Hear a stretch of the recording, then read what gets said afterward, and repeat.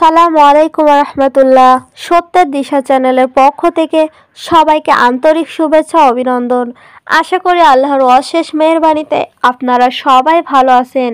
নারীর অধিকার বিষয়ে কোরআন যা বলেছেন, প্রতি বছর নারী দিবসে নানা আলোচনা হয়। নারীর অধিকার, অগ্রগতি, শিক্ষা, ক্ষমতায়ন, নিরাপত্তা, স্বাস্থ্যসেবা, বৈষম্যহীন কর্মক্ষেত্রে ও আর্থিক স্বনির্ভরতা ইত্যাদি বিষয়ে বিস্তর পর্যালোচনা হয়। নারী দিবসে যেসব আলোচনায় নারী ও মেধাময়ন, শ্রম ও সততা এবং নারীর অপ্রাপ্তিগুলো অগ্রাধিকার পায়।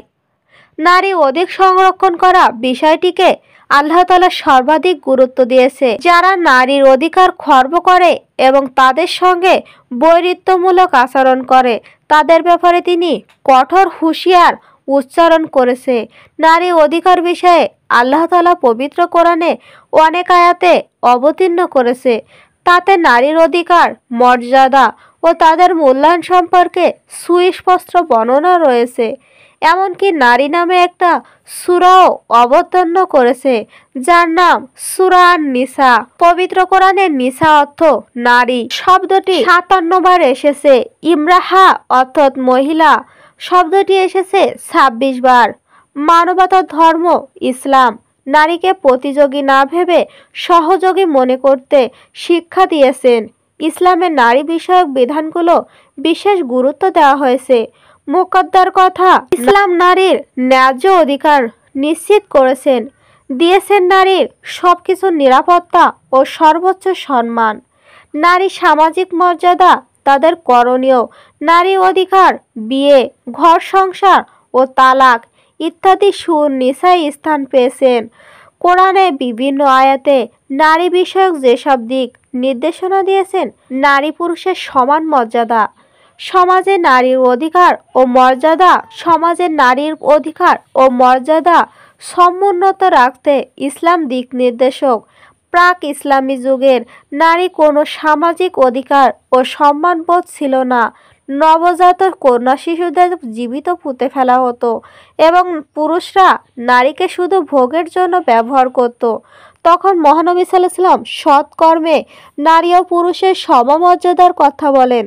তিনি জানিয়ে দেন, পুরুষ অথবা নারীর মধ্যে কেউ সৎ কাজ করলে ও মুমিন হলে তারা জান্নাতে প্রবেশ করবে এবং তাদের প্রতি অনুপরিমাণও জুলুম করা হবে না। সূরা নিসা আয়াত নম্বর ১২৪। নারী পুরুষের সক্রিয়তা, নারী পুরুষের আলাদা আলাদা বৈশিষ্ট্য রয়েছে। মহান আল্লাহ কিছু ক্ষেত্রে পুরুষদের ওপর নারীদের শ্রেষ্ঠতা দিয়েছেন, আবার কিছু ক্ষেত্রে পুরুষদের নারীদের ওপর শ্রেষ্ঠতা দিয়েছেন। কিন্তু কেউ যেন কারোর বৈশিষ্ট্য বা অধিকার নিয়ে বিতর্ক না করে। আল্লাহ তাআলা বলেন, আর তোমরা যেসব কিছু তোমরা সেসব কিছু করো না যার মাধ্যমে আল্লাহ তোমাদের একজন অন্যজনের ওপর প্রাধান্য দিয়েছে।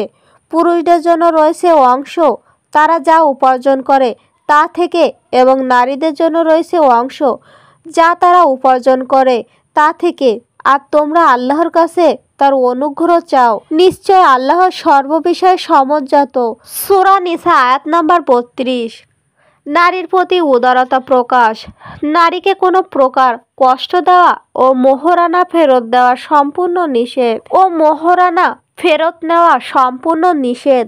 আল্লাহ তাআলা তাদের প্রতি সদয় থাকার নির্দেশ দিয়ে বলা হয়েছে, হে মুমিনরা, জোর করে নারীদের উত্তরাধিকারী হওয়া তোমাদের জন্য হালাল নয়, আর তোমরা তাদের যা দিয়েছো তা থেকে কিছু নিয়ে নেওয়ার জন্য তাদের আবদ্ধ করে রেখো না।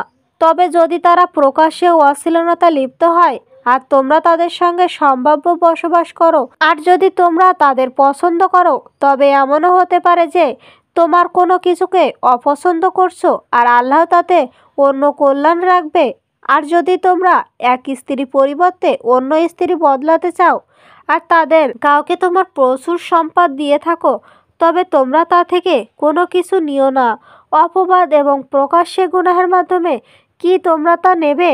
আর তোমরা তা কিভাবে নেবে অথচ তোমরা একে অপরে একান্ত মিলিত হয়েছ আর তারা তোমাদের থেকে নিয়েছিল দৃঢ় অঙ্গীকার। সূরা নিসা আয়াত নম্বর ১৯ থেকে ২১। সুপ্রিয় দর্শক, তো এই ছিল আজকে আমাদের আলোচনা। নারীর অধিকার বিষয়ে কোরআন আরও অনেক কিছু বলেছেন। এগুলো জানতে আমাদের চ্যানেলটি অবশ্যই সাবস্ক্রাইব করে রাখবেন এবং পাশে থাকা বেল বাটনটি অবশ্যই বাজিয়ে দিবেন।